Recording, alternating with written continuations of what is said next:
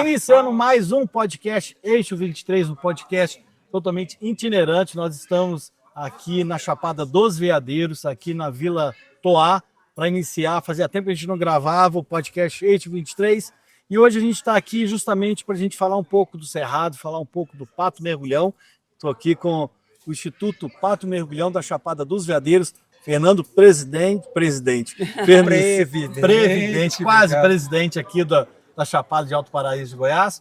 E Sara, o sobrenome não vou falar, que eu vou errar. Qual que é o seu sobrenome, Sara? Stadebauer. Stadebauer. É difícil pra gente não falar alemão, ter o sotaque. Bom, é um prazer estar aqui novamente.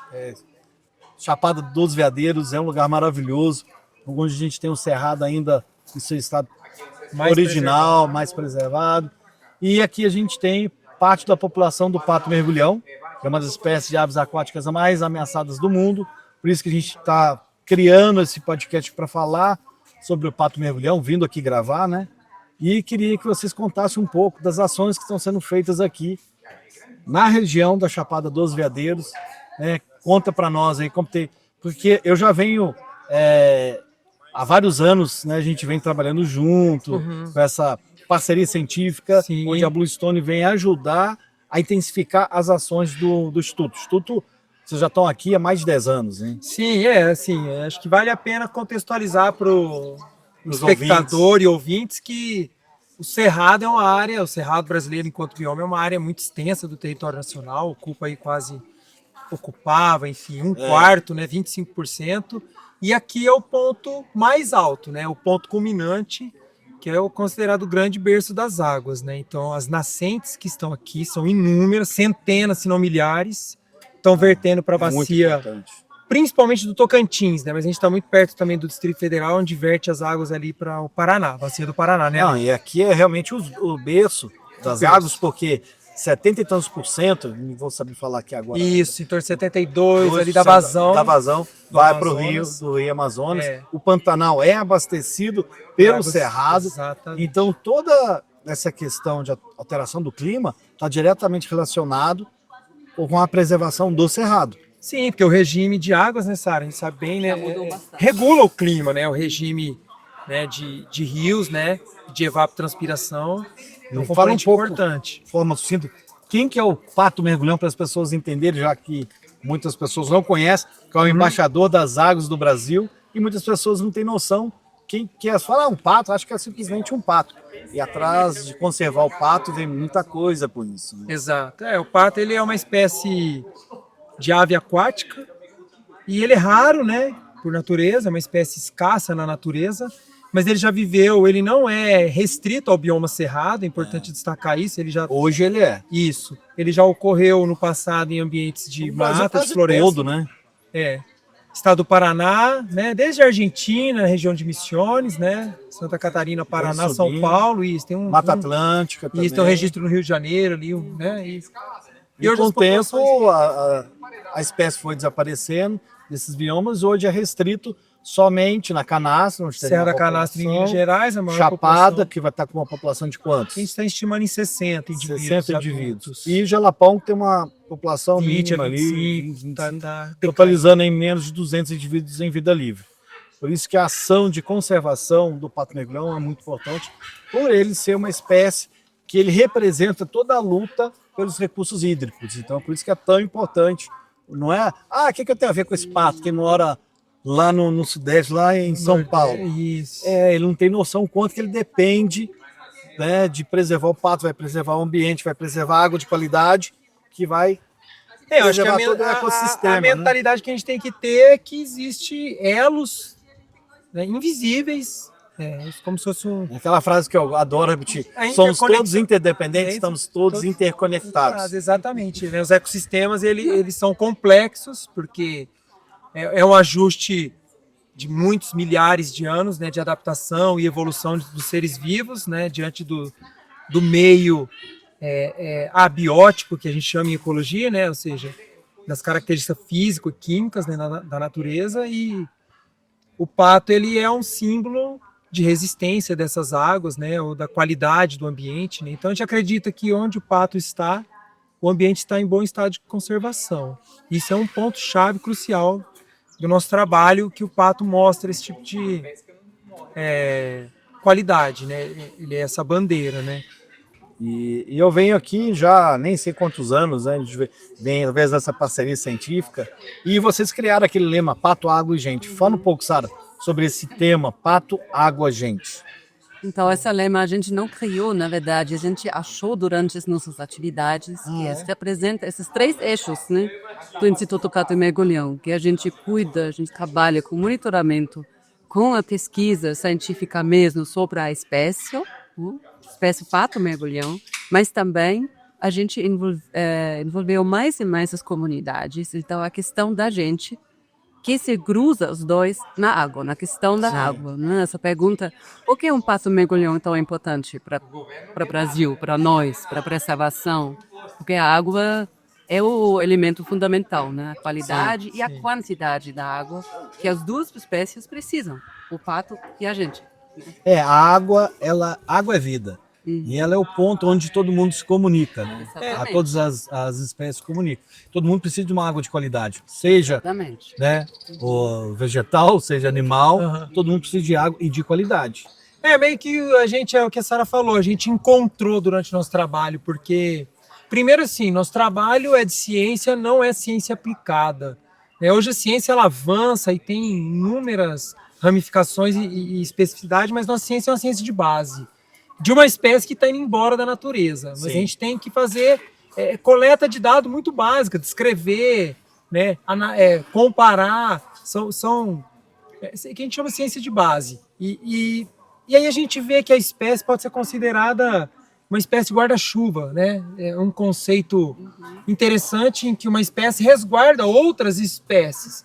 E aí a gente olha embaixo desse guarda-chuva, quem que está resguardado pelo pato mergulhão? A onça que bebe água? Sim. O sapo, uma pererequinha que precisa do ambiente também, que tem baixa resiliência, uma perereca? Sim, é verdade, eles resguardam. Mas tem seres humanos. Sim. Então nós humanos estamos embaixo também desse guarda-chuva. Então esse lema surge a partir desse encontro que a Sara está falando, né, Ale? Não, é tudo interligado. O poder da interdependência, da interconexão, que as pessoas ainda não entenderam. O próprio agro precisa de água para ele acontecer e ser sustentável ao longo dos anos, no sentido dele sobreviver ao longo dos anos. Então a água é para todos os setores, indústria, o agro e saúde pública. Turismo aqui. Turismo. Estamos a Chapada dos Veadeiros. Cachoeiras. Dos cachoeiras mais lindas do Brasil. E já a gente vai falar sobre o pessoal da bike, a gente vai falar sobre ecoturismo, a importância do ecoturismo como ferramenta de conservação. Mas fala um pouco sobre a qualidade da água. Esse trabalho que você vem realizando, sobre analisar a qualidade da água aqui na Chapada, na região. Chapada, até a gente gostaria, né? Ampliar ainda a nossa área.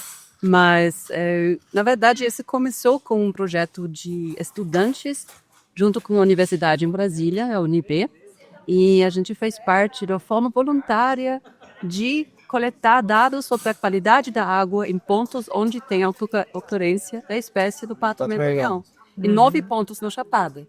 A gente acompanhou esse trabalho, ajudamos na logística. Coletamos peixes, né, macroinvertebrados. Peixes, e os estudantes pegaram os dados da água. E também durante esses trabalhos em campo, quando a gente conversa com a comunidade sobre o pato, o rio água que é justamente... Exatamente, né? Isso aqui, esse trabalho ficou muito legal. Então, a questão da qualidade da água e a quantidade da água sempre surgiu. E a gente pensa, não, é importante a gente trabalhar nisso, na questão da água da Chapada, para a proteção do pato, para a preservação das comunidades, para fortalecer as comunidades tradicionais e não tradicionais. Né? Quem realmente cuida desse lugar maravilhoso são as pessoas. Né? E a gente criou, né, esse vínculo, essa ligação entre as pessoas e o pato pelo monitoramento da água. Então começou em 2019, se perguntou, daí a gente conseguiu de emprestar, na verdade, o equipamento da UNIV. Uma parceria mais com a faculdade. Sim, para poder coletar os dados na época da chuva e na seca na Chapada. Depois a gente continuou nesse monitoramento. E este ano a gente acabou de fazer, em setembro, a última leva dos dados coleta dos dados em 43 pontos, em 20 diferentes corpos hídricos na Chapada. Então a gente tem os dados na seca e na chuva. E o que vocês encontraram até agora, dá para ter uma noção como está a água hoje da Chapada? A qualidade, ela continua boa? Esses índices que vocês encontraram, o que ele te demonstra? Então, como a gente faz essas pesquisas em volta da Chapada inteira, né? A gente tem um Parque Nacional no coração da Chapada e em volta os corpos hídricos, os rios, nascentes, represas. A gente está vendo uma qualidade da água tão boa que as pessoas, o rural, seja que mora na zona rural, acho que os ribeirinhos. Sim, e a comunidade mesmo, acho que uns 90%, 95% bebem a água in natura sem tratamento. Sem tratamento, bebem direto. Diretamente do rio ou da grota, do nascente de um poço, talvez. Então a água ainda está em bom estado. Sim. Não necessariamente, a gente ainda não conseguiu medir em todos os lugares a potabilidade da água, né? Mas acreditamos que é uma qualidade da água ainda muito boa, onde ainda não tem influência nas bacias do agronegócio, né? Dos grandes empreendimentos que geram erosões, geram a contaminação da água. Mas o que nos preocupa muito que é o assoreamento dos rios, né, os impactos das erosões. Tem vários relatos dos moradores também. Vou falar depois da cartografia social que a gente desenvolveu por causa desses relatos. E realmente a quantidade da água nos preocupa bastante. O volume dos rios tem O diminuído. volume dos rios está diminuindo.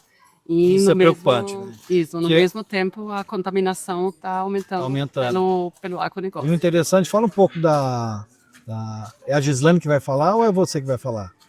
Sobre a cartografia, a hidrocartografia. Não, eu posso falar que... Acho que as duas vão ter assuntos diferentes para falar. Sim. Porque eu acho super importante esses relatos das pessoas que estão ali há 70 anos na beira do rio, e nada melhor do que a visão dessas pessoas, porque elas passaram a vida inteira ali. E elas falando, que elas estão relatando que o volume do rio está diminuindo, é um relato importante. Sim, é um dado empírico, né, que a gente pode considerar em termos científicos, é empírico, mas ele já abre um precedente que a ciência começa assim, né? Sim. Com observação de fatos, dado empírico, e aí você começa, então, depois formular hipóteses, trabalhar isso.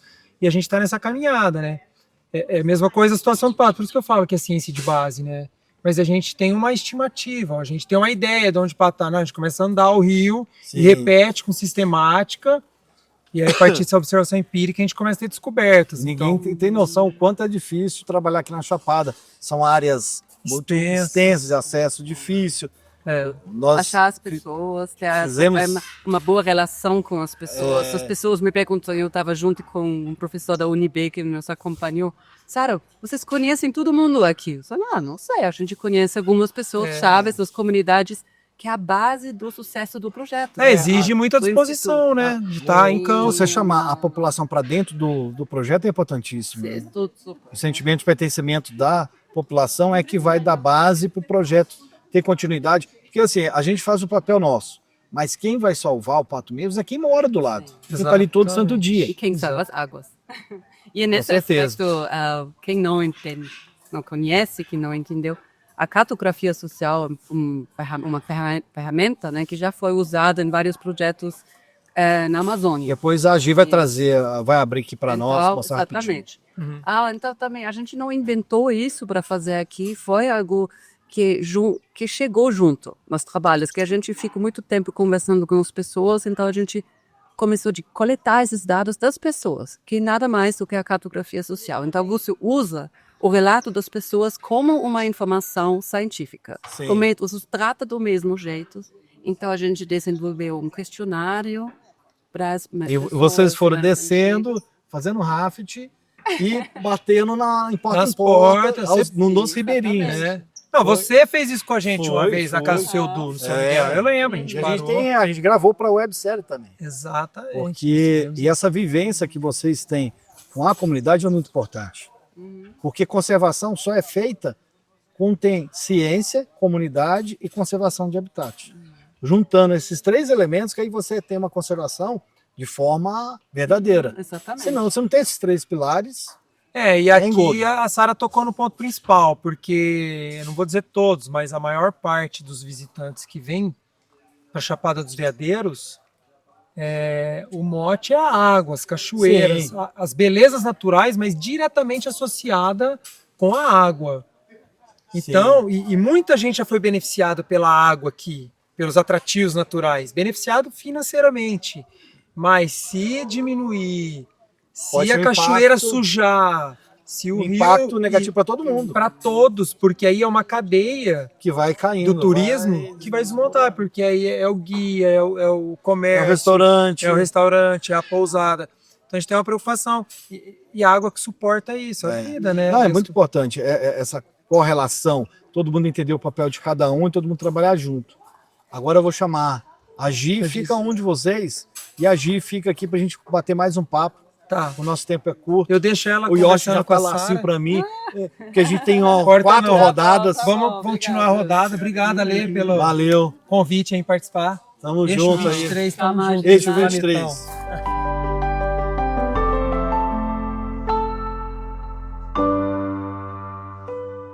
Vamos lá. De volta com o podcast Eixo 23, dando continuidade aqui na Chapada dos Veadeiros. Agora a gente continua com a Sara e agora vem a diretora-geral do Instituto Pato Mergulhando na Chapada dos Veadeiros, Gislaine Disconzi. Alexandre, obrigada pelo convite. Sempre é uma honra estar aqui no podcast Eixo 23. Eu acho que é um veículo de comunicação fantástico para a gente divulgar as ações que a gente tem feito no território. É um prazer ter você por aqui. E é isso mesmo que o papel nosso é justamente a gente valorizar o trabalho que vocês vêm fazendo há anos aqui, mostrar o trabalho de vocês para toda a comunidade. Que a gente quer usar esses veículos de comunicação como ferramenta de conservação, de educação ambiental. Porque quanto mais pessoas terem acesso à informação, saber a importância do trabalho de vocês, aí sim vocês vão ser mais valorizadas, o trabalho de vocês, e quanto mais pessoas obtendo conhecimento e importância do pato mergulhão, mais educação ambiental a gente vai estar fazendo e mais conservação a gente vai estar atingindo. Continuando na hidrocartografia, queria que vocês contassem mais como foi fazer isso, porque vocês desceram vários trechos de rio. A gente Olha só que legal. visitou 24 Ô, comunidades. Yoshi, tá pegando né? ali, Yoshi? A gente visitou 24 comunidades tradicionais Mais e não coisa que eu não tô tradicionais. vendo. Agora sim. Esse aí foi um apoio que a gente teve de Furnas, Centrais Elétricas, SA, e eles investiram um recurso na nossa equipe, nas nossas ideias de projeto, né? Que é aí que a gente começou o projeto Pato Água Gente, que é esse mote, né?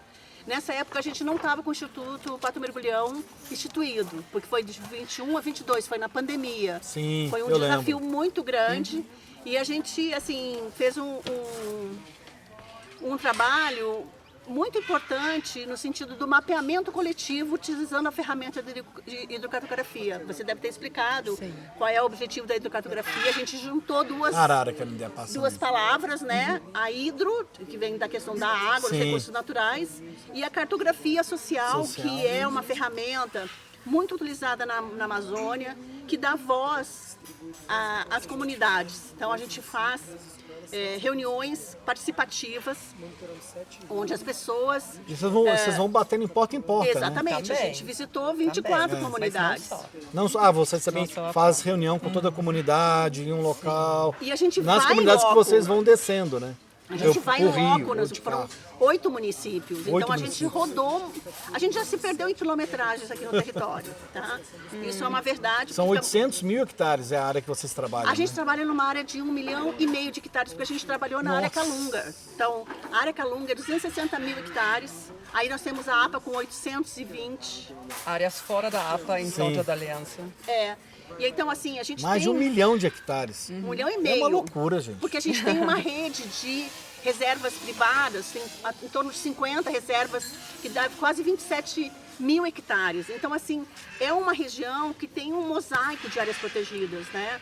E tem uma grande quantidade de comunidades que nunca tiveram condições de falar, de serem ouvidas. Olha a quantidade de arara que as ainda comunidades- passando aqui, ó. Uau! Que olha aqui. Vai pro podcast. Ó.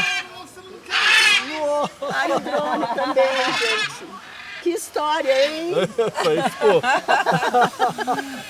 O Yoshi foi subir o drone, elas não gostaram muito não. Mas agora às 5 horas da tarde, horário dele. Ó, tá uma briga aqui, ó, pela...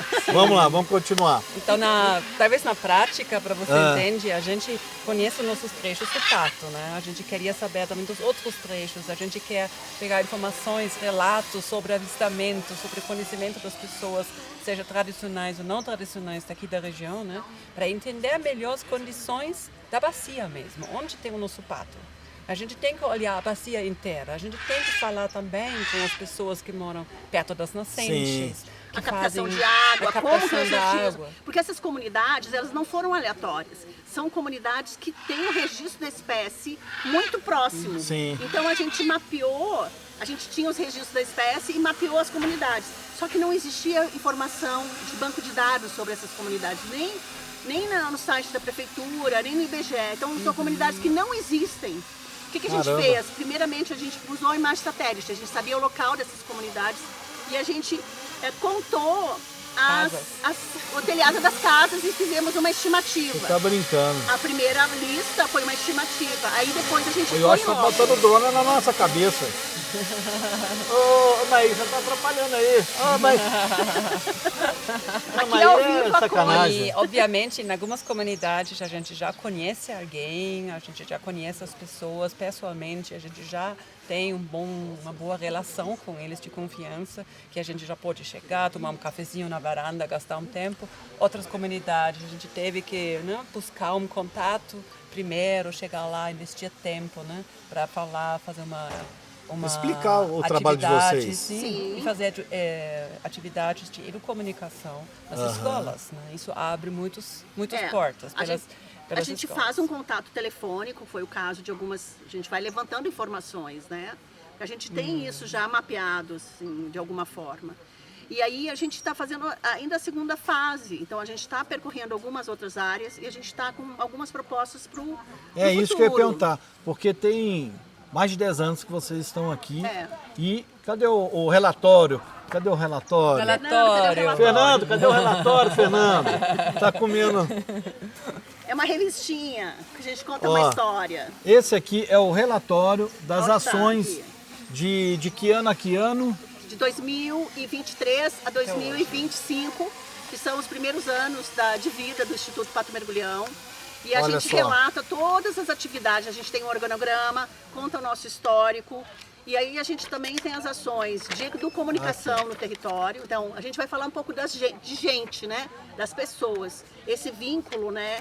O pato, água, E gente. esse relatório eu vou levar lá para Bluestone para Sim. mostrar o trabalho que vocês têm realizado, gente- justamente para justificar, porque a ideia da Bluestone é intensificar o trabalho que vocês já vêm realizando, né? Poder ajudar para aumentar o leque de ações, né? A gente contabilizou todos os Olha, quilômetros ó, rodados. O podcast que a gente O estava falando. podcast a gente as dava, ações, né, no território com a Secretaria de Educação, né, e o IPART, que a gente fez uma peça de teatro também, muito Sim, legal. achei muito legal. A Saga da Pata Prenha, né, É. que trabalhou com algumas escolas aqui no município e toda a websérie que a gente tem aqui. Já tem há vários anos que eu venho gravando aqui, contando o trabalho exaustivo que vocês vêm A fazendo. gente até aproveitou de fazer esse relatório, porque deu para lembrar em várias situações, com tanta coisa a gente fez. É muita coisa gravada que a gente tem aqui, que mostra o trabalho que vocês já vêm desenvolvendo aqui há muitos anos. E a gente tem muito material. O mais atual é esse guia de aves da Chapada, é a segunda versão, né? Cadê o Yoshi? É um guia de bolso, são 121 espécies, colocando o pato mergulhão como espécie símbolo, né? São 21 espécies raras e comuns da Chapada. E aí é muito interessante porque Pegou aí, Yoshi? a gente tem o apoio da Bluestone e também o apoio do CPF IEB, Aqui, ó. que está investindo agora com fundos do Canadá, né? Então a gente está com 3 financiamentos. Agora nós recebemos também um financiamento só com equipamentos da Log Nature, que é uma empresa de BH.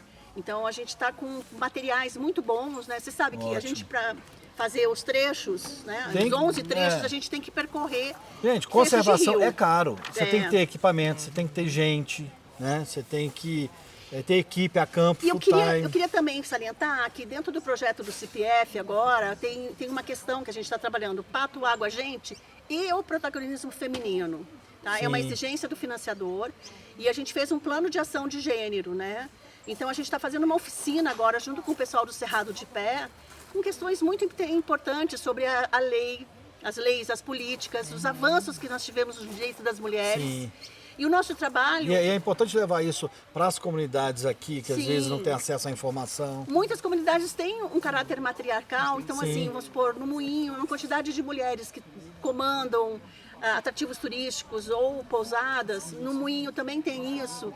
E a gente fez um O recorte... empoderamento. O empoderamento, assim, um recorte para o empoderamento mulher. feminino na conservação do pato mergulhão. Sim. E foi uma visão, ainda está sendo, porque a gente finaliza até o final do ano, e com a formalização da rede de colaboradores, inserindo essas mulheres num protagonismo feminino, que é muito interessante. Então, isso nos remete a uma necessidade de dar mais ênfase, né, nessas questões de gênero, que é muito atual. Sim, Sim. completamente. Para mim, realmente reflete que a gente trabalha para um território saudável, não? Para Sim. o bem-estar, seja da sociedade, da biodiversidade, da flora e fauna, em todos os aspectos. Seria o equilíbrio ecossistêmico num todo, né? Então, você Seja tem essas ele- questões sociais. A que- Pachamama, né? Nós estamos falando de um caráter feminino da terra, né? Sim. Então eu acho que nada mais justo da gente olhar para isso, né?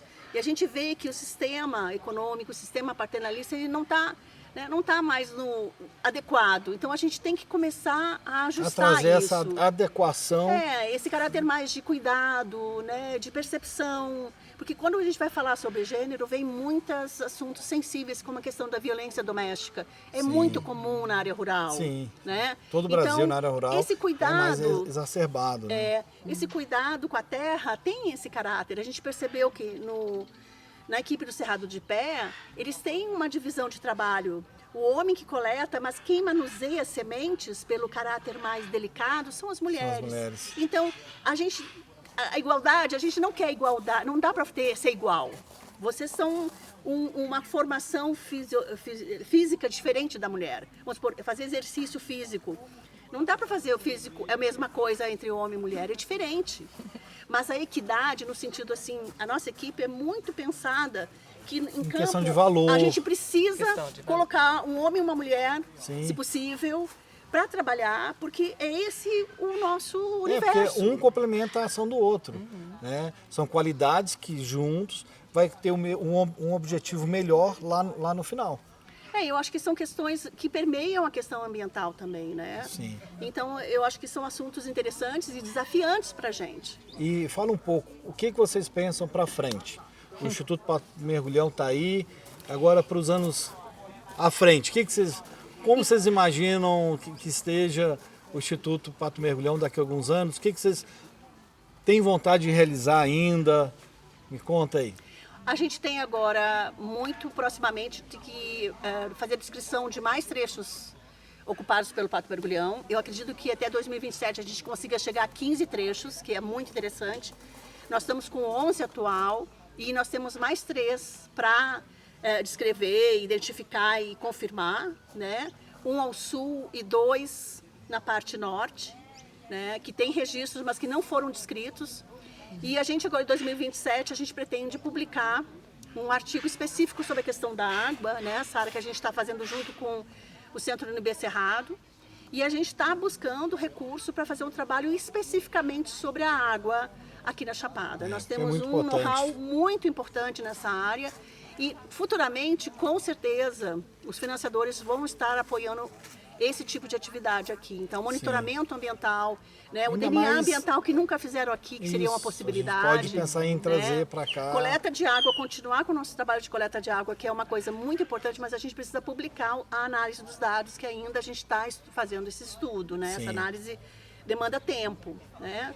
E a gente quer que a nossa equipe é uma equipe razoavelmente pequena, mas a gente tem o empenho de todo mundo, Eu estou profissionais aqui de boa direto, eu qualidade. vejo o empenho de todos trabalham com a alma, todos trabalham com muito empenho, né? A gente até brinca E- que a gente ganha pouco, mas a gente se diverte Se muito. muito. Sim. Conservação é complicado, mas é muito do prazer pessoal, né, ali, porque se não tiver isso, é muito desgastante. esses 2 dias de ação aqui, a gente rodou o dia inteiro e não avistamos trabalhoso. o pato. Isso é normal, né? A gente está atualizando o site e a gente vai ter legal. agora um blog contando essas histórias. Isso é muito interessante. Sabe? Contando sobre toda essa diversidade que a gente tem no nosso território, né? Isso é A questão, vamos por assim, a gente não tem classificação dos rios ainda na Chapada. A questão da qualidade da água que a gente estava conversando com a menina do Mas Ribeiro. aí nesse resultado da qualidade da água, você consegue fazer aí essa... Um livro sobre a qualidade da água, sobre os tipos de águas que a gente tem, a temperatura. Então tem muita... E sobre aquela história do pato lá em Niquelândia? Vamos descer, vamos fazer um projeto para lá? Cachoeirinha, que é divisa entre os municípios de Colinas, Alto Paraíso e São João da Aliança. É uma área que está muito devastada. Mas o Rio Cachoeirinha ainda tem condições boas que a gente tem, é recente esse registro. Recebemos essa informação. Pode ser uma área de dispersão. Exato. Porque a gente tem que É uma estudar frente isso. do Tocantinzinho. Então. Mas na parte sul, Vamos lá? né? Vamos montar um projetinho? Claro, com certeza. A gente já tem Quer deixar registrado pra embaixo gente... da asa, a gente tem a nossa proposta já. E criar, talvez, reservas privadas, né? Áreas de proteção. Estimular que as gestora, participantes, né? Acho que no parte do engajamento da comunidade, com engajamento, mobilização social, né, a gente vê muito potencial. Aqui nessa e parte. levar a educação ambiental para lá Para também. escolas, Pras para escolas, as né? comunidades. A gente pode ampliar muito a questão da cartografia social, né? E a realmente cartografia avançando social até é muito importante. Até chegar na ciência cidadã mesmo, né? Sim. No futuro, a gente tem um sonho de ter uma rede de assistentes de conservação nas comunidades, né? Daí até uma questão de gerar renda para a comunidade, envolver mesmo nos projetos, né? Não só Criar por a causa da pesquisa. socioeconomia. Eles terem Dar autonomia base pra também, eles, né? sim. Exatamente. A questão da melipicultura, né? Que a gente Trazer a pode... criação de abelhas sem ferrão Isso. para gerar renda, Sim. fortalecer o ecoturismo. Sim, Enfim. tem vários exemplos que poderiam ser implementados na região, que realmente a conservação vira a conservação da sociedade e da forma econômica também. Né? Gente, eu vou, infelizmente, o Yoshi já está ali querendo me matar. Fechou, né? Não, É um muito podcast mais obrigada. curtinho. Agradeço muito, mais uma vez agradeço muito por ter vindo aqui. Toda vez que a gente vem para Chapada, a gente sai impactado, porque é uma beleza que, nossa, não tem como não ser impactado, né? É uma energia, né? Que aqui já tem disco voador, tem ET, tem tudo. Tem que ter o pato mergulhão. Tem já que ter tá o pato aqui, mergulhão, mais né? um, né? Mas a energia desse local, essa água aqui, ela é diferente, né?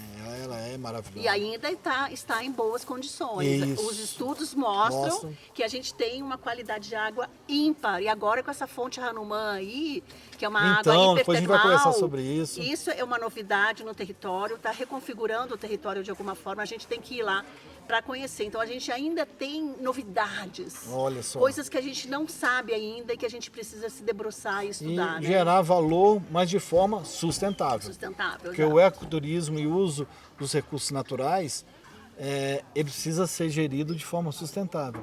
E ele é importante gerar renda. E é nessas Porque parcerias, né? a gente que tem que sair do mundo do idealismo e ter ações de impactos reais. efetivas. né? Efetivos, como vocês têm realizado aqui. Então isso aqui tudo, gente, é custoso, isso aqui é difícil de fazer. É esforço, é É trabalho. esforço, trabalho, é grana, então tem que ter o comprometimento que eles fazem. Então tem que agradecer muito a vocês no podcast. Né? O podcast Eixo 23 continua, mas gostaria de deixar aqui o meu agradecimento especial ao Instituto Pato Mergulhão. Até o próximo Até a Eixo próxima. 23. Não sei onde a gente vai estar por aí, nesse Brasilzão, mas agradecer aí mais Na uma COP, vez. na COP 30. Na COP 30, COP A gente 30, vai se lógico. encontrar na Vai, COP Galera, em breve, ó, daqui a... gente, como é que eu não falo? Eu tava esquecendo, ó. E, A biotravessia. A soltura das araras, Isso, né? ó, a biotravessia, estamos cortando o Brasil de sul a norte. Fantástico. E a gente vai parar lá ó, em Belém, a gente vai Fantástico. ter o projeto de soltura das araras jubas. E agora eu vou chamar mais... A gente vai ter mais uns convidados que é justamente falar sobre a presença dos fundadores, do fundador da Bluestone, contar a experiência que eles tiveram aqui e o pessoal da Bike. Maravilhoso isso. Para a gente contextualizar o ecoturismo de experiência, para a gente fortalecer aí o conhecimento, transformar o turista que vem aqui em um agente transformador. Para sair daqui não só para tirar foto, A visão da conservação. mas né? Do que sair ser daqui com a feito, né? visão de quanto é importante né, o cerrado. Não, Exato. muito bom. Valeu, Próxima gente. vez- Brigadão. Valeu! Continua essa parceria. Vamos lá. Próxima vez gostaria de pedalar com eles. Valeu.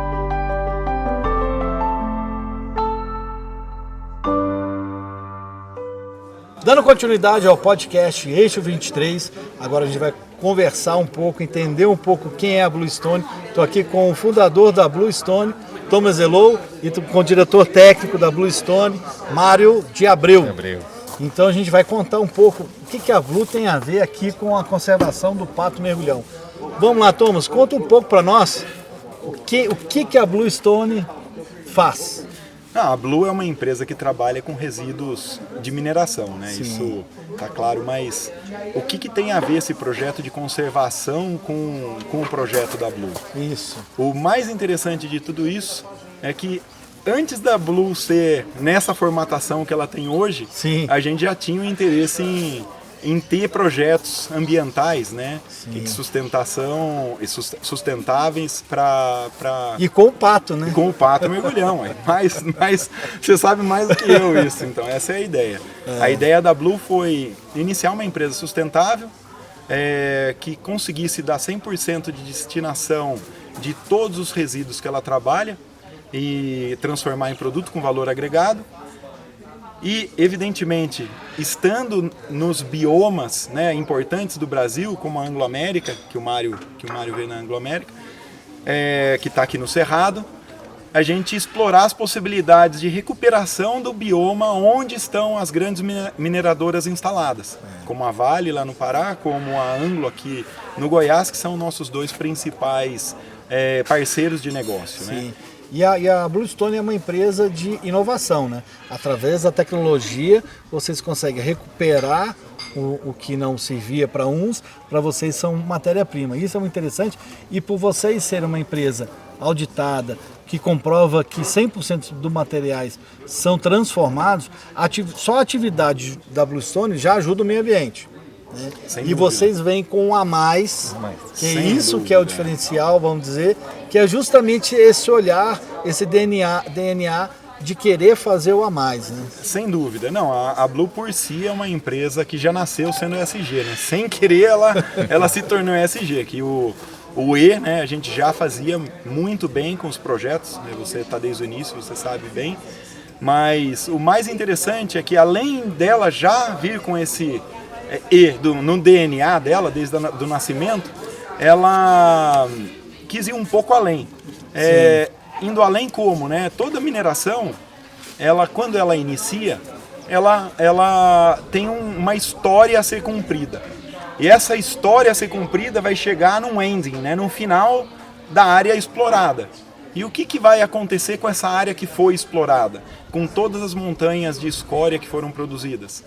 Então a Blue ela entra aí para suavizar esse impacto final que as minerações podem ter, né? Então a Blue traz o green mining, né, à tona. Eu acho que é uma das únicas empresas no mundo que realmente consegue colocar 100% dos coprodutos e produtos, transformar os subprodutos, transformar em produtos com valor agregado para o mercado, né? Tanto fertilizante quanto do carbono, né? da captura de carbono, né? Que é Carbon Dioxide Removal, né? O CDR, a gente tem uma tecnologia para isso, além da transformação das frações metálicas em um green metal, metal verde, para retornar para as mineradoras. A Bluestone vem ela é líder nessa transformação dessa nova cadeia, na verdade não é nova cadeia, mas uma cadeia de valor, de valor, transformando de transformação do mercado, né? Numa indústria mais sustentável, né? Mas que seja rentável também. Sim, mas sempre tem que ser viável. Tem que ser viável, não tem como. Senão a roda não gira, né? Não gira. Aí você não tem ação real de conservação. Não, assim, mais interessante de tudo isso é que o Mário viveu, acho que 26 anos da carreira dele dentro da Anglo. Então ele acompanhou loma de níquel na Venezuela, acompanhou a planta, a montagem da planta de Barro Alto e fez a reforma de Codemim. Assim, acho que de fornos de transformação, né, de minério em ferro-níquel, eu acho que o Mário é o cara mais capacitado no mundo para dar qualquer sugestão. E ele entendeu o caminho que a Blue estava tomando e se interessou muito pelo desenvolvimento dessa atividade. Né, Mário? Conta um pouco para nós essa sua experiência aqui no Cerrado e também nessa nova fase sua dentro da Bluestone, com essa visão que a Bluestone traz de, né, transformar, não um passivo, mas algo que não era um passivo, em algo de valor, né, que vai transformar em um metal verde, que vai gerar até valor na commodity e também gerar produto fertilizante, mas um fertilizante verde, né? Um fertilizante que vai dar resposta positiva, né? E vai ajudar até o agro, né? Conta um pouco para nós aí. Assim, né? São duas coisas, né? Da Blue, né? Como o Thomas falou, né? São 26, já quase 27 anos de experiência. Eu nunca tinha visto, eu já falei várias vezes para a Blue, porque o pessoal normalmente pegava o resíduo e pegava a parte de interesse, né? Que era o metal. E deixava para trás os óxidos, que é o maior volume, né? Então você não tinha uma economia realmente circular 100%, né? Então a Blue, primeira vez que eu já conheci plantas no mundo, quase não toda, de ferroníquel no mundo, ferroligas, que fez isso, né? Pegava tanto a parte metálica como a parte de óxido, dando destinação viável, né? Que é uma coisa que, puxa, que nós estamos deixando para trás para nossas gerações aí de filhos, netos, né? Que tem muito resíduo aí, né? E vai ser uma nova missão aí, né, Thomas? Nós temos que limpar, nós temos muito dando certo com o níquel, já tá com ferromanganês, tem o molibdeno, vamos começar, né? Vai ser nossa missão. Agora, outra pegada que tem a Blue também, da parte ambiental, esse negócio de conservação, pato mergulhão, que está na extinção. Isso é uma coisa maravilhosa, que não é comum, né? Às vezes as pessoas fazem algum trabalhinho mais curto, mais pequeno, né? Para tentar mostrar, mas a Blue de verdade... não é marketing, né? Não é marketing. A gente então, executa junto. Executa, né? Imagina, que você tem muito também a ver com isso, né? Porque você gosta realmente dessa parte. Eu lembro lá, quando você fez a primeira apresentação para nós, uns 4, 5 anos atrás, essa paixão, né? Que você tem para fazer a coisa certa. Então... Eu saí da Anglo, né? O Thomas, né, deu essa oportunidade, a Blue me deu essa oportunidade, está ajudando, então é fascinante, né? Contar isso, estou ajudando da parte técnica, da destinação nos resíduos, e também a Blue tem uma mentalidade de conservar, né? Que nós vamos deixar para nossos filhos. Eu pessoalmente sou fã do Mário, viu? O Mário é um cara... Não, de verdade, é um cara extremamente positivo. Que declaração, hein? Essa é boa. Não, é verdade. Vindo do chefe Paulo. Não, o cara, ele é um cara diferenciado, no sentido de levar a vida da melhor forma possível. Então ele se preocupa com a saúde dele, como ninguém. Ele come produtos, consome produtos sempre naturais. Cara, ele tem tudo a ver com o nosso projeto, de fato. Ele tem essa consciência que poucos têm, né? Especialmente na mineração. Ele tem essa consciência e sempre teve. Acho que a gente trata desde 2017, mais ou menos, né? Primeiro contato. Foi mais ou menos isso. E eu sempre tive na cabeça, falei, poxa, esse cara precisa entrar no nosso time, que vai ser um valor agregado enorme, né? Porque ele é isso. Isso é importante. E trazer essa bagagem sua para unir com o que a Bluestone já traz de tecnologia, para alinhar isso tudo para um bem comum. A gente está falando do bem comum, porque você está agregando um valor, né, e um subproduto e fazendo toda uma economia funcionar, né? E não deixando nada para trás. É isso que é importante. Isso é importantíssimo. Isso é Porque uma coisa que... assim, a mineração, goste ou não goste, você não vive. É necessário. Isso tudo aqui é mineração. E é necessário e tem rejeito. Não, senão você não tem celular, não tem nada. Não tem a maioria das coisas. Então, tem que assim, ser bem feita. E hoje o caminho é para uma mineração sustentável. Bem feita. Tem que ser. Tem que né? ser A gente feito. não tem... Toda a indústria está indo... Qual que é o ponto? Vocês estão sendo a liderança no mercado. Mas tem um ponto muito importante que eu gostaria de enfatizar aqui, que não é só a questão de ser verde. Nós temos que ser rentáveis para a mineradora. Né? Então, o ciclo econômico com a Blue tem que ser mais positivo que sem a Blue. Então, das missões que a gente tem, esse último material que nós desenvolvemos juntos, é um material que vai ser aplicado dentro do ciclo econômico da parte de economia circular, e vai retornar um concentrado de níquel para Anglo, sem pegada de carbono, vai melhorar o impacto ambiental deles. Vai aumentar a vida da mina. Vai aumentar a vida da mina. Porque ela vai deixar de extrair tanto, ou extrair mais lentamente. Exato. Prolongar. Reduz as emissões brutalmente.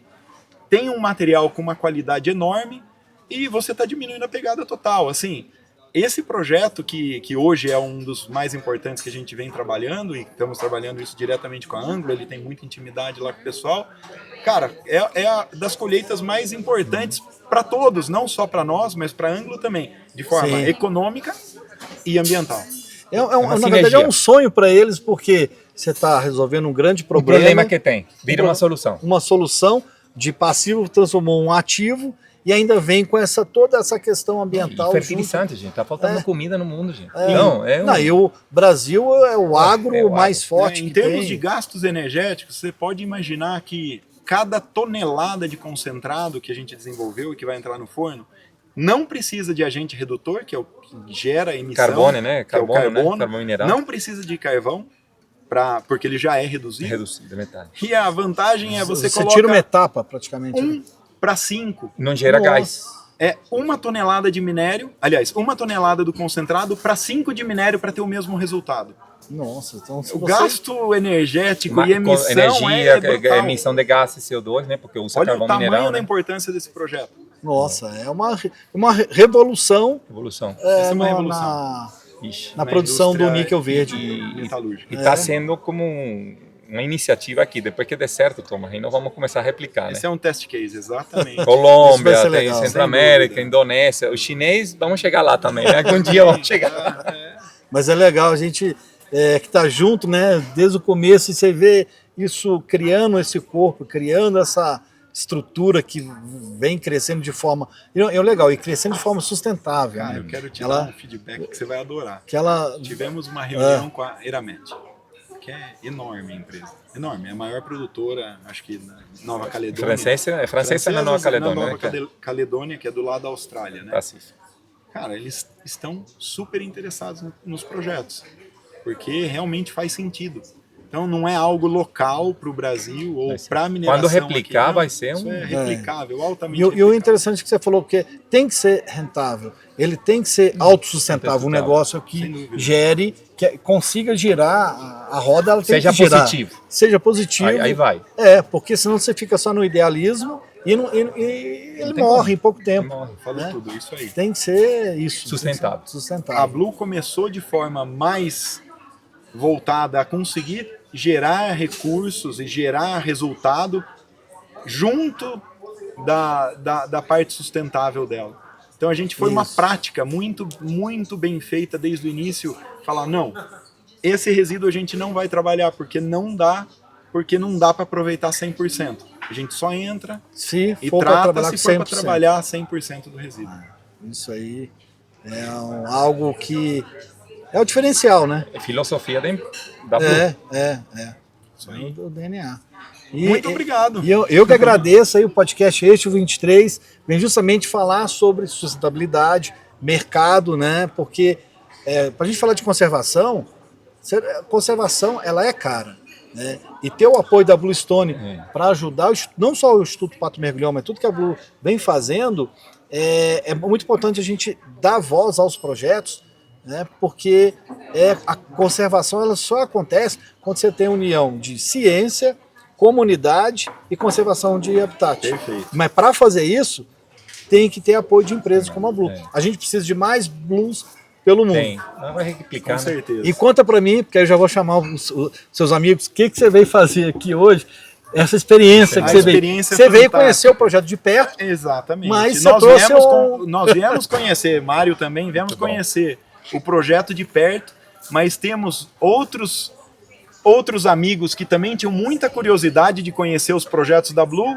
e, coincidentemente, todos são ciclistas. O Mário também é um grande ciclista. fiquei sabendo, E- não dá para nem não, chegar é moto, perto. não é Não, ciclista, é mano. moto. Quando eu E fiquei aí- sabendo, eu falei, não vou. Ele queria que eu percorresse Cê é bom no 35 quilômetros. remo, Não, caiaque. eu vou no remo. É. Agora eu vi que Aí tô fora. conseguimos conciliar uma turma boa de ciclismo com ecoturismo para conhecer o projeto de conservação aqui que a Blue faz parte. Então, 2 craques aí, somos profissionais. super- 2 craques de alta performance, caras de ponta do Brasil, um número 1 do Brasil, o outro 4 vezes campeão do Iron Bike.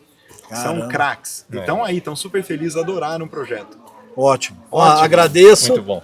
Muito bom. Valeu, Ale. Podcast Obrigado, Eixo 23 agradece. Isso. E agora Obrigado. vamos conversar. Vamos chamar lá, eles. vamos chamar Bora. eles. Tá joia. Vamos lá. Muito bom.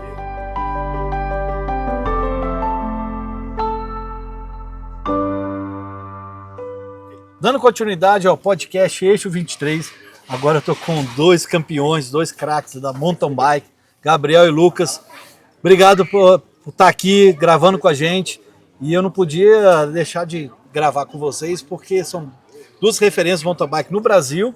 Eu queria pegar essa experiência que vocês tiveram, porque é a primeira vez que vocês vieram aqui, vocês estão aqui na Chapada dos Veadeiros, e o ecoturismo a gente trabalha muito como ferramenta de conservação, porque as pessoas que vêm aqui, mas que têm contato com o projeto, sabe da importância da conservação do cerrado, da conservação do pato mergulhão, conservando o pato, conservar a água, que a água é para todo mundo, né? Vocês que estão fazendo mountain bike todo dia, vocês estão mais perto do campo, vamos dizer assim, né?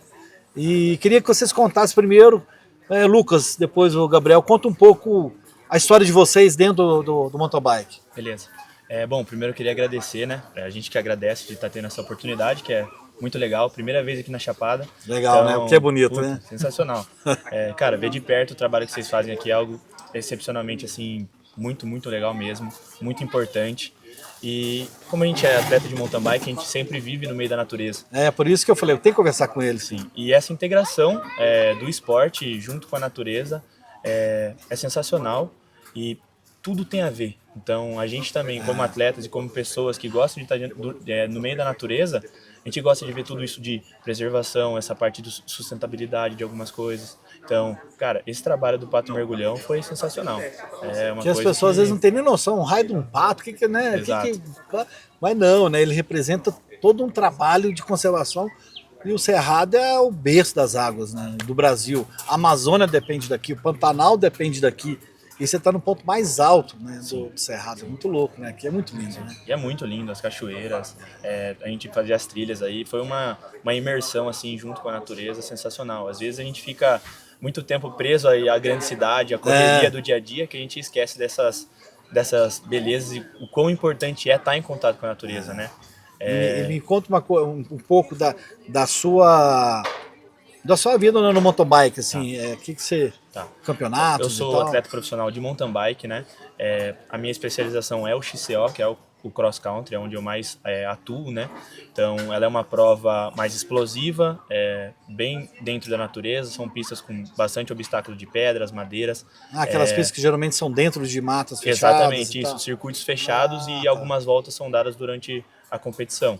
Então, é bem bacana. Esse ano eu fui campeão brasileiro numa modalidade que chama XCE, é uma modalidade de eliminator, mais explosiva ainda. E, como eu disse, a nossa integração no esporte e na natureza é no nosso dia a dia. Então, às vezes a gente sai para treinar de manhã e volta na parte da tarde. A gente vê de tudo, a gente vê vários animais, a gente vê toda essa parte. Vocês dois são de Piracicaba? Não. Eu sou de Piracicaba, interior de São Paulo, e ele é de Belo Horizonte. Isso. Você é de BH? Eu sou de São João del Rei, está ali perto. Do lado. Que sensacional. Legal. Bom, e Lucas, conta um pouco da sua história aí. Cara, eu já estou numa trajetória bem longa, que na verdade iniciou na Europa, eu sou suíço. Então, por um convite, uns 13 anos, não, já 15 anos atrás, eu vim aqui para competir. Foi numa outra chapada, foi na Chapada Diamantina, também é outro lugar espetacular. Muito bonito. E, cara, abriu assim meu horizonte e acho que foi ali onde eu comecei a me conectar mais com a natureza, com valores diferentes que eu tinha conhecido na Europa, sabe, que era mais... minha vida na Europa era bem diferente, né?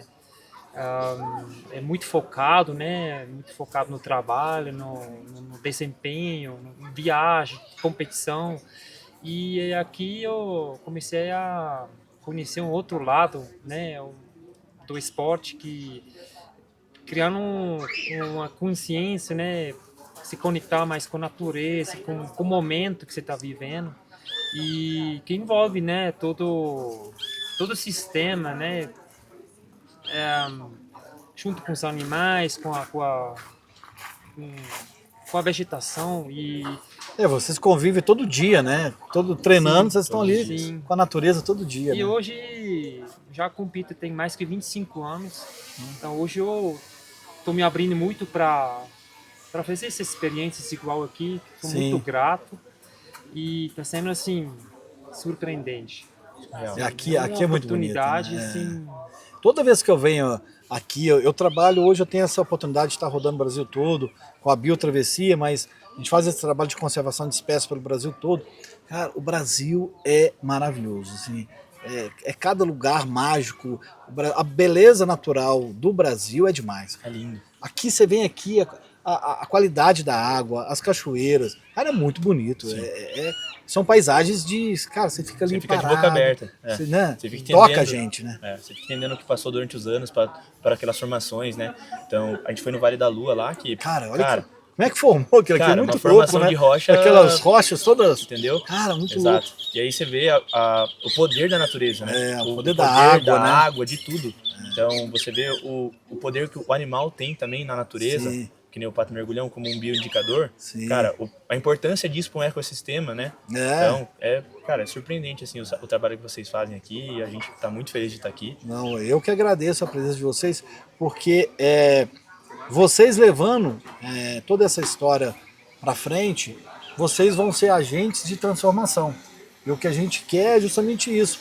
Tanto utilizando o esporte como veículo, como também o podcast Eixo 23, como a websérie Bluestone, é justamente mostrar para o maior número de pessoas. A gente está usando hoje as redes sociais, os veículos que a gente tem hoje, rápido, para serem veículos de educação ambiental.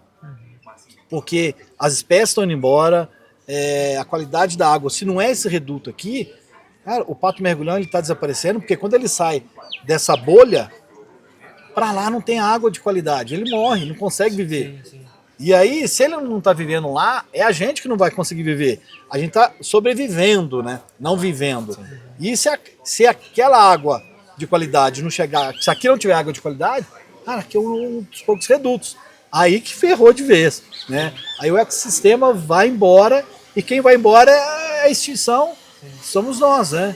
Então, assim, essa conscientização, todo esse movimento que a gente faz, podcast, as webséries, são para mostrar para a sociedade que depende só de nós, né? E a Bluestone, ela já vem como uma atividade dela, já ajuda a natureza, e ela faz esse a mais para justamente a gente fazer não só o que a gente precisa fazer no dia a dia, mas a gente tem que virar a chave para fazer o a mais. Porque a gente não tem mais tempo hábil para deixar a água bater na bunda, que aí eu vou me preocupar. Não, o problema está diante de nós. E se a gente não fizer ações já, cara, a gente vai pro beleléu. Então, assim, esse contato de vocês é importante, sabe? A fala de vocês é importante. Vocês são grandes referências no Brasil e no mundo em questão do mountain bike. E quando você pega um nicho, vocês como referência, falando de meio ambiente, isso potencializa a voz, né? Potencializa a mensagem que a gente quer levar. E isso é muito importante. Transformar isso tudo, vocês em agente de transformação. Porque vocês levando essa informação para o nicho de vocês, é mais informação sendo propagada. E educação ambiental é isso, cara. É vocês vindo, passando por essa experiência, e vocês passando, quando chegarem para lá, né, descendo para o Sudeste, contar essa experiência que vocês tiveram. Então isso é muito importante, né? E vocês estão todo santo dia, vocês estão próximo à natureza, né? Sim. E vocês convivem, vocês veem. Lá a gente vê o lixo muito próximo, água horrível. Piracicaba, eu faço o diagnóstico ambiental da bacia do Rio Piracicaba. É uma tristeza. Agora imagina Belo Horizonte. Nossa, então, o Rio Piracicaba está 2.000 vezes o índice de coliformes fecais mais alto que o máximo permitido pelo cronômetro 357. Assim, é puro esgoto, o Rio Piracicaba.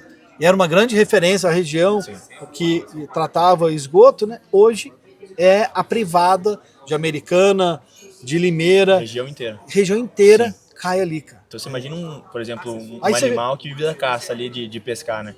Não pode. Água você turva, não pode comer o peixe ali, é totalmente contaminado. Exato. Você ia falar, eu te cortei.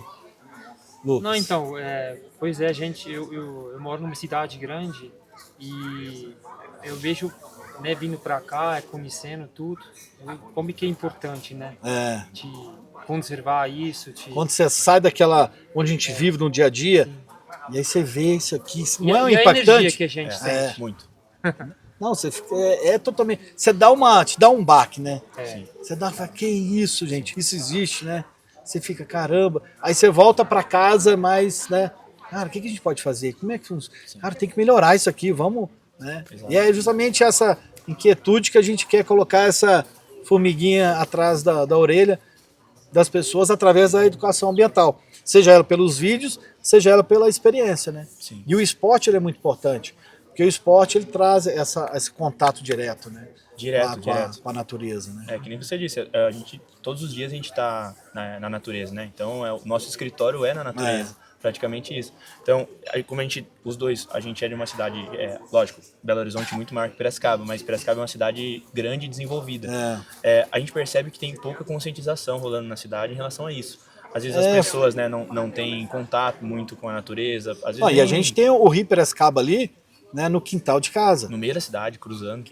Mas eu agradeço a presença de vocês. Foi muito legal ter vocês aqui com o Thomas, porque essa experiência de vocês virem aqui é diferente, né, cara? Só vindo aqui para saber. Só estando Ó, aqui. e eles estão com a camisa aí, ó, da Biotravessia. Mostrar aqui, fazer propaganda. Ó, Biotravessia, a gente está cortando o Brasil de sul, fui lá no Pampa, no bioma Pampa, lá com a divisa com o Uruguai. A gente está subindo todos os biomas brasileiros e mostrando projetos de conservação em loco, in situ, para mostrar exemplos que é possível fazer conservação de forma real, com impacto real positivo para todo o equilíbrio ecossistêmico. Então vamos rumo à COP30 e o podcast Eixo 23 continua. Já não sei onde vai ser o próximo. Vamos nesse andar da carruagem aí, vamos ver onde que a gente vai fazer o próximo podcast. Acompanhe nas redes sociais aí, que a gente vai contar toda essa jornada e também vai vir a websérie, né, Bluestone Webséries, vai ter a Biotravessia contando toda essa jornada rumo à COP30. Valeu, pessoal. Valeu, Alexandre, muito obrigado. Valeu, obrigado. Valeu, obrigado. Muito obrigado, gente. Valeu. E bom fim de passeio aí. Que vocês voltem aí com boas lembranças aí Valeu. na Chapada dos Veadeiros. certeza. Ainda dá tempo pra vocês verem um disco voador aí, hein? Oh, Tem algumas noites aí. Valeu, pessoal. Valeu.